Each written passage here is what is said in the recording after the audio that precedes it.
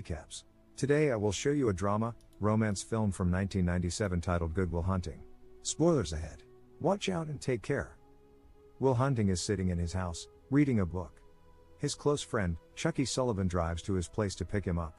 Will joins him, they get in the car and leave. At MIT, Professor Gerald assigns his students a theorem to solve by the end of the semester, adding that whoever solves it will have their accomplishment published in MIT newspaper. Will is a janitor at MIT. The given theorem is written on a board in the hallway. Will is quietly mopping the floor. After the students leave, he looks at the questions written on the board with wonder. Will and Chucky go to a bar. He is in a light mood. Despite that, Will decides to leave early. He goes home and works on the theorem he saw earlier that day. Chad, The next day, just a small remark, but Chad, you know what's crazy is that back in days, if your shirt were like ripped and shit, this is what it would look like, right? And they made him wear this as like that's like a ripped shirt. He's poor. But these days, these people wear this as a high fashion. These exact ripped. It's so backwards. He goes home and works on the theorem he saw earlier that day. The next day, he carries out his cleaning duties while solving the theorem on the board in the hallway. Will and Chucky are playing baseball. Will keeps hitting Chucky, complaining that he's crowding the plate. Chucky mentions going to a Harvard bar the following week, and Will seems to agree. Gerald is attending an MIT alumni reunion. His students come and ask him about the person who solved the theorem. He is surprised to see the solution written on the board. He asks different students if they solved it, but no one seems to come forward. Will, Chucky, Morgan, and Billy are attending a baseball game. Will identifies one of the attendees as his childhood bully. They eventually leave to get food. While driving, they notice Will's bully misbehaving again. The group picks a fight with him and the cops show up and arrest Will. Gerald enters his class and notices an unusual number of students present. Everyone is curious about the person who solved the theorem. He asks for the mysterious person to reveal themselves, but no one speaks up. Graph theory is boring as Afterwards, fuck. Will is solving a question on the board and Gerald spots him. He harshly tells him he can't graffiti over there. Will walks away quickly. Gerald later looks at the board and realizes Will is a genius. Will goes to the Harvard bar with his friends as planned. It's Euler Morgan and makes Hamilton. fun of him for getting fired from his job as a janitor. Chucky flirts with two Harvard students and lies about having a history class with one of them. A man named Clark shows up. He starts to bitterly insult Chucky by showing off his knowledge of history. He belittles him for having little knowledge of the subject. Will jumps into the conversation. He outsmarts Clark and calls him out for plagiarizing his remarks on history and being unoriginal. Clark is left feeling embarrassed. He tries to hurl insults back at Will, but he handles the situation well and Clark backs off. Later, Skylar, one of the girls Chucky was flirting with, comes and talks to Will. She shows her interest in him and gives him her number. They discuss going out sometime. Gerald visits the buildings and grounds office in search of Will. He is told that he didn't come to work today. They could contact his parole officer, since Will got his job through him. Will is in court, justifying himself for hitting a cop. The judge says he has a record of misconduct. He also mentions Will living in different foster homes. He got removed from 3 of them due to severe physical abuse. His charges are not dismissed and his bail money is set to $50,000. Afterwards, he calls Skylar from jail and checks up on her, asking if they could hang out soon. He is taken to meet Gerald, who offers to help him out on 2 conditions. Firstly, he will agree to work more on math, and secondly, he will see a therapist. Will takes the therapist part rather lightly. Will works on math with Gerald and they seemingly have a good time. He visits different therapists and struggles to open up. He keeps taking them lightly and mocking them. He doesn't listen to anybody. At last, Gerald decides to make Will meet with. This shit is so funny. He doesn't listen to anybody. At last, Gerald decides to make Will meet with Dr. Sean McGuire, his roommate from college who is a therapist now. Gerald goes to meet Sean at work. They talk about how they haven't seen each other since Sean's wife passed away. Meanwhile, Will tells Chucky about his probation and counseling arrangement. Gerald convinces Sean to counsel Will, as he's exceptionally intelligent and worth a shot. He also mentions how they're both from South Boston. Will meets with Sean and he behaves casually. They discuss books and exercising. He's very conceited. He starts talking about a painting in Sean's office. He mocks his painting and ends up making assumptions and saying derogatory comments about Sean's wife, to which he reacts very seriously, reminding Will of where the boundaries lie. After Will leaves, Gerald genuinely tells Sean that he understands if he doesn't want to see Will again, but Sean is ready to see him again next week. Sean stays up during the night, lost in his thoughts. Will and Skylar spend time together. She mentions her education and elite background and about going to Stanford to study medicine after graduating. They enjoy each other's company and have a good time. Will meets Sean according to schedule, and Sean takes him outside to visit the lake. He tells him he thought about his remarks on his painting, due to which he stayed up at night and came to realize that Will is only a kid and he doesn't know what he's talking about. He knows Will has never been out of Boston.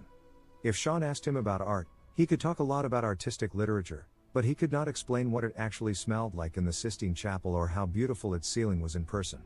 If he asked him about women, he could talk plenty, but could never know what it was like to feel truly content in someone's presence. If he was asked about war, he wouldn't know the first thing about experiencing one.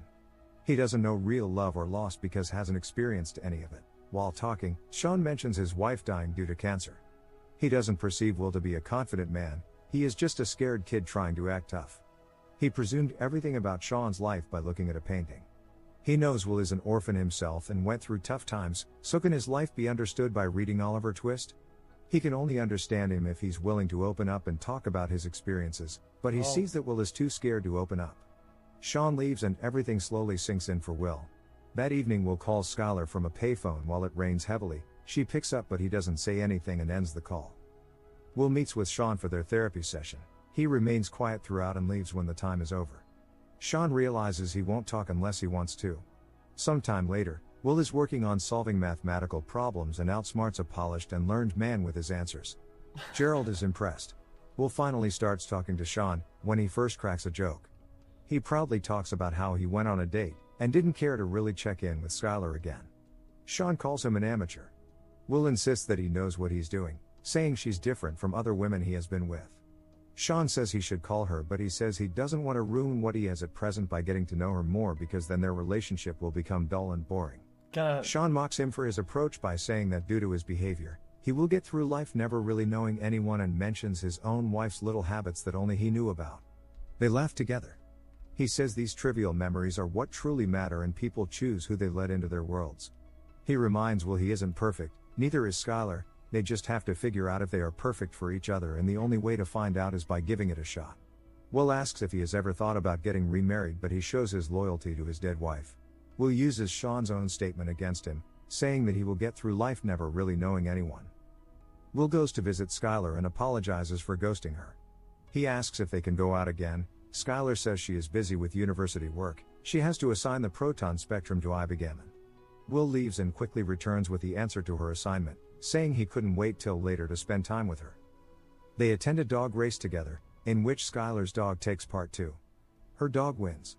She comes to know that Will grew up in South Boston and asks about his experiences growing up over there and about his siblings. He says he has 12 big brothers and Skylar expresses her wish to meet them. Will asks Sean if he regrets meeting his wife and he denies it, saying there are pros and cons to everything. Will asks when did he know she was the one for him and he quotes a date, showing how well he remembers everything. They met at a baseball game. Sean mentions the highlights of the game but later says he wasn't even there to watch the whole game because he was spending time with his future wife. Will mocks him for missing out on such an important event. He expresses no regrets for the time he spent with his wife, throughout his life. Will and Skylar spend time together and share intimacy. She asks him when he will show her his place and let her meet with his friends and brothers. He says he will take her to meet them. Chucky, Billy, and Morgan meet up with Will and Skylar. They tell each other funny stories and converse, but Will still seems reluctant to show Skylar his personal life. Chucky taunts him humorously, saying that if she saw his living conditions, he'd get dropped like a bad habit. Will manages to persuade him to give him his car keys. Gerald meets Sean to talk about Will. He says he should talk to him about his future, as he has been getting lots of job offers that fit Will's potential. Sean doesn't think Will is ready yet. The conversation gets heated as a conflict arises. Sean wants Will to figure out what he wants to do in life on his own and Gerald wants him to pursue mathematics. He says he sent Will to attend a job meeting. Will sends Chucky to the job meeting instead of him. Chucky behaves casually and leaves the people of the company confused. Skylar asks Will if he has a photographic memory, considering his intelligence and how something as difficult as organic chemistry is so easy for him, despite studying it only for fun. He explains how he is just naturally good at studies. They get affectionate with each other. Later, Skylar expresses her wish for Will to come with her to California. It gets serious, when Will clearly shows his fear of abandonment. He fights with her, angrily telling her about his traumatic past. He 30 lied about months having brothers, XQCL. he's an abused orphan. Skylar tells him she loves him, but he says he doesn't love her, shattering her. Tom makes Will aware of how he should be appreciative of Gerald for working so hard with him. The situation gets tense when Gerald asks him about the job meeting. Will says he had a date and sent Chucky instead. Gerald isn't pleased to hear this. Will says he doesn't want to spend his life explaining stuff to people. Gerald says he could show some appreciation. Will brags about how easy the proof is for him, while Gerald struggles to solve it. He burns the proof as Gerald miserably admits Will has more potential than him. He is sad that he just throws it all away. Will goes to a job meeting for the National Security Agency and explains why he wouldn't work for them with a very witty and detailed explanation. Sean asks Will if he has a soulmate and he denies having one.